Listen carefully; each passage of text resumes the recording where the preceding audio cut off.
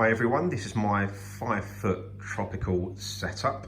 So in here I have a trio of angelfish.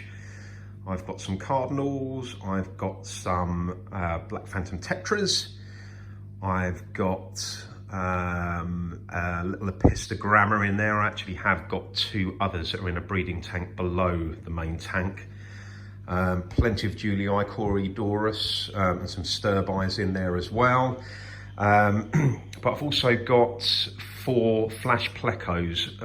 Now, in an ideal situation, I'd love to be able to breed these things, but it's been very difficult to find not only some documentary evidence of them breeding, but also any video evidence as well.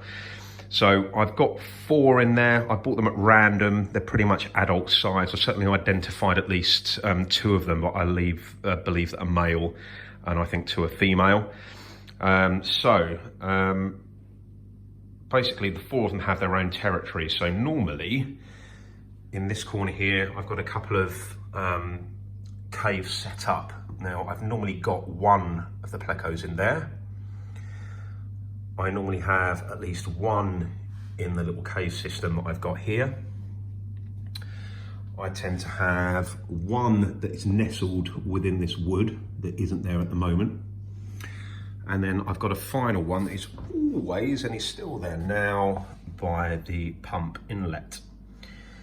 Now, I was wondering where the other 2 had got to, and then this evening I've suddenly found them in a little cave down here. Now, this wasn't the cave that I'd originally put in for the flash pleco, so as far as I'm aware, when they breed, you actually have the female goes in first and then the male blocks them in. So I was a little bit concerned, thinking this cave's not really going to work for them. It's more for the epistos.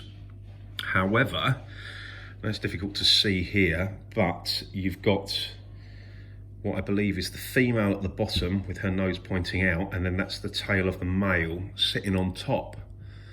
So I'm hoping that he's attempting to block her in, which apparently can take anything between 3 and 7 days for her to lay before he'll then allow her out.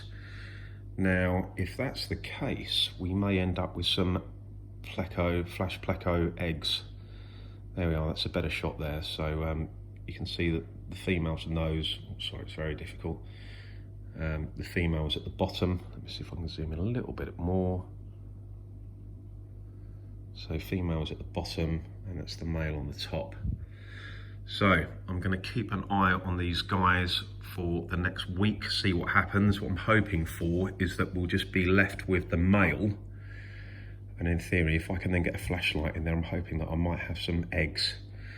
Now, if that is the case, I've then got a difficult decision to make as to whether or not I leave them where they are, or whether or not I get the male out and transfer the cave with the eggs into the little breeding setup that I've got down here. Now, this has currently got a pair of epistos in there.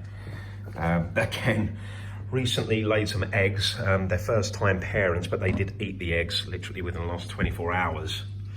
And unfortunately, I have no more tanks to really keep these guys in. So I've got to make a decision as to whether I'm, if I do get some eggs, whether or not I leave the epistos set up in here, or whether or not I put these guys into the main tank and then replace them with the eggs from the plecos. But we'll wait and see what happens.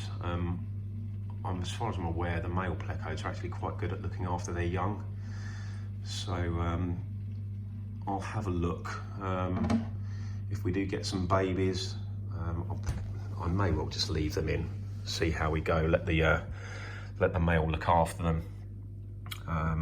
I mean, ultimately, if they can get to a reasonable size, the angels are still, very, very small. So they're not going to pick anything off necessarily that's certainly not, any smaller than the cardinal tetras at the moment. So we'll see what happens. But the good news is that 2 of them have got together, and that's certainly not happened in the time in which I've had them. So watch this space, and with any luck, the next video that I do, I'll be able to show you some eggs.